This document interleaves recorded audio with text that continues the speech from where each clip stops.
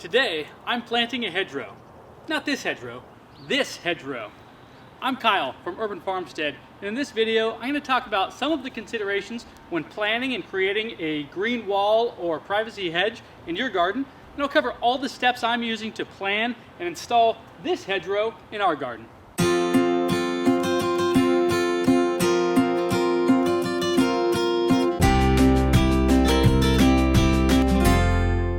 When deciding which plants to use for our new privacy hedge, I had four main criteria. I wanted a tall, evergreen shrub with a bushing habit that also brings added value to our garden. In our fairly mild Mediterranean climate, there were tons of different options to choose from, but I settled on Laurus nobilis, commonly known as bay laurel or sweet bay.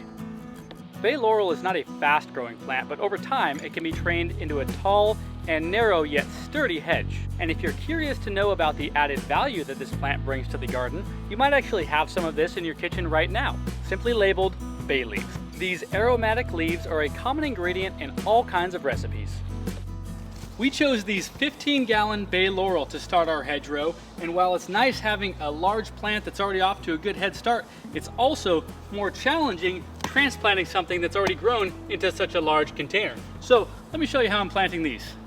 I'll start by digging a hole to the same depth but about twice the diameter of the plant's root ball. And I've already amended all of this soil with compost when I removed our lawn a couple of months ago. But if I hadn't, I would dig this hole twice as wide, and depending on the type of tree that I was planting, I would amend the soil when I backfill the hole. I'll add some organic starter fertilizer and compost at the bottom of the hole and then mix it in. Now it's time to remove the tree from its pot and break up the root ball. And this tree does not look very root bound at all, especially on this side where I can easily break up the roots with my hands. But when I turn it around, I can see that it is a bit more root bound on this side, and I can still break up these roots pretty easily with my hands. But whenever there's large encircling roots, I like to use a box cutter to make vertical cuts from the base to the top of the plant on 3 or 4 sides, and the bottom when necessary. This is a very important step to prevent any of those encircling roots from girdling and choking the plant as it grows. So don't be afraid to get a little bit rough with this root ball, because you really want to encourage those roots to go out and down rather than circling around. And don't worry that you're cutting and breaking off roots, because healthy plants like this will grow fresh new roots from everywhere they're cut. I'll check for the proper depth, adjusting as necessary, and then I'll position the tree. We all have our best side, and so do our plants. So take a moment and step back to find the best side of your plant before burying it in the ground.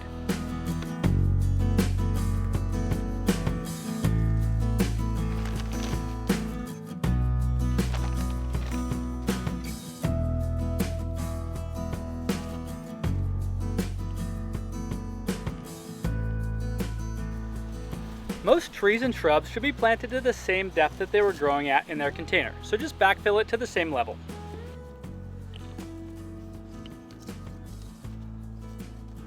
Now I'll water it in, and at this point it needs a nice deep soak, not just a quick spray from the garden hose. So I'll explain how I'm achieving that with our irrigation system in a moment.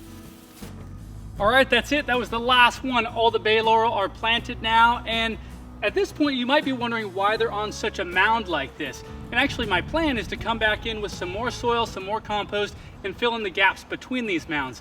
But they will still remain on somewhat of a mound because we have clay soil in this garden, and even though I amended it with a lot of compost to improve the drainage, it still isn't going to be very quick draining soil. It's still going to be slow to drain. And these are Mediterranean plants. These bay laurel like to be in well-drained soil. So by mounding them, I'm allowing the roots to stay above the water so they don't stay completely soaked even if we get heavy rain or something like that. In order for this hedgerow to develop a deep, healthy root system where it can eventually survive on its own just by annual rainfall, not needing any supplemental irrigation, I need to encourage these roots to go deep into the soil. And the best way to do that is to install an irrigation system that I can leave on for long periods of time, saturating deep into the soil, but very infrequently. So I installed this 1/2-inch emitter line that has half-gallon emitters incorporated into the hose every 12 inches. For the full video on how I installed this irrigation system, I'll put a link here. Anytime you're planting a hedgerow or anything else along a wooden fence like this, you always want to be sure that any soil you're adding does not come in contact with that wood, because even though most good fences are made out of a rot-resistant wood like redwood or cedar, you still want to protect that wood so you can get the most out of that fence. So what I did to protect it is I put this 2x12 redwood board all along the base, so this way I can pile up this soil against it, mount it up, and I'll still get a long life out of my fence. It's not often recommended to prune trees and shrubs at the time of planting, but because it's springtime and I can see a lot of new growth on these plants, I just want to make a few simple cuts to encourage the type of branching that will establish the framework for this hedgerow. As I'm making these heading cuts along this hedge, I'm not just looking for a specific height somewhere on the fence to cut every one of these branches. I'm looking for a specific area in a general height. And what I'm looking for are two outward facing leaf buds that are in line with the fence. So you can look, and right here you can actually see a small branch starting. You won't only see them every time of year. In springtime you can see them, but otherwise, if I cut just above these leaves, I'll get a new branch here and a new branch here. So I want those going in line with the fence rather than toward the fence or away from the fence. So I'll make my cut right above those leaf nodes, about 1/4 inch.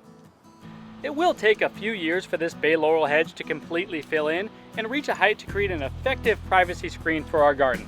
So if you're looking for a tall, evergreen hedge that will grow quickly, you may want to consider growing a different type of fast-growing laurel, privet, Italian cypress, or any number of fast-growing evergreen plants. Just be sure that whatever plant you choose falls within the frost restrictions of your agricultural zone, especially if you're choosing one of these evergreen shrubs.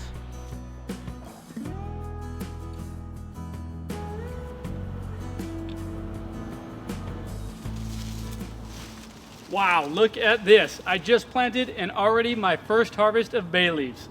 Well, I hope you enjoyed this video, and if you did, give it a thumbs up. If you have any questions about it or suggestions on what I should do with all these bay leaves, leave them in the comments below. And if you want to see more videos like this, including all of the other upcoming videos on how I'm creating our new urban farmstead, hit subscribe. And otherwise, I'll see you all next time.